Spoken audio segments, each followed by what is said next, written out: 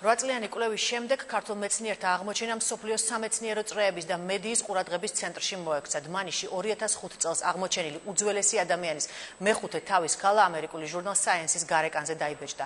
ჟურნალმა ამ საკითხს ვრცელი სტატია მიუძღვნა. დმანისის აღმოჩენით შესაძლებელი ხდება აქამდე უცნობი ადამიანის ანატომიის შესწავლა. ეროვნულ მუზეუმში დღეს კვლევის შედეგები შეაჯამეს. ლიზა ციციშვილი მოგვითხრობს. დმანიში ნაპოვნი უძველესი ადამიანის თავის ქალა მსოფლიო მედიის ყურადღების ცენტრში. მას შემდეგ მოექცა, რაც ავტორიტეტულმა ამერიკულმა ჟურნალმა Science-მა მორიგი ნომრის გარეკანზე დმანისელი ადამიანის თავის ქალის ფოტო დაბეჭდა და ამ საკითხს გამოცემის მთავარი სტატია მიუძღვნა. მსოფლიო ანთროპოლოგებს საშუალება ეძლევათ ქართველი მეცნიერების დავით ლორთქიფანიძის, აბესალომ ვეკუასა და ანი მარგველაშვილის აღმოჩენის მიხედვით პირველად დააკვირდნენ და შეისწავლონ 1.800.000 წლის წინანდელი პოპულაცია.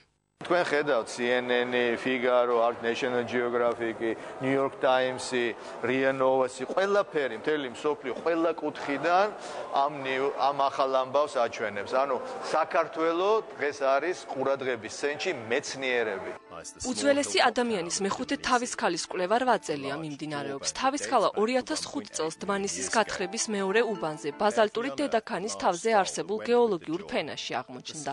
იმ პერიოდის აღმოჩენებს შორის მეხუთე თავის ქალა ყველაზე უკეთ შემონახულია, იერსახე არ შეუცვლია და ამ ხრივ უნიკალურ გამონაკლისს წარმოადგენს.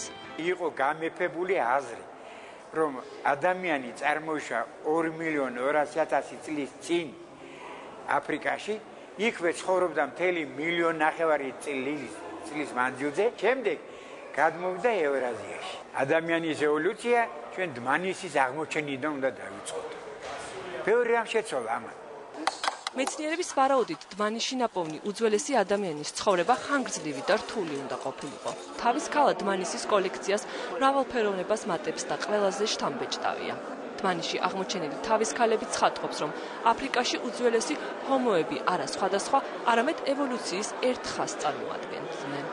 ეს თავის ქალა გახლავთ ყველაზე სრულყოფილად შემონახული ნიმუში, რომელიც მიეკუთვნება გვარ ჰომოს პირველ ეტაპს, ანუ ყველაზე ადრეულ წარმომადგენლებს.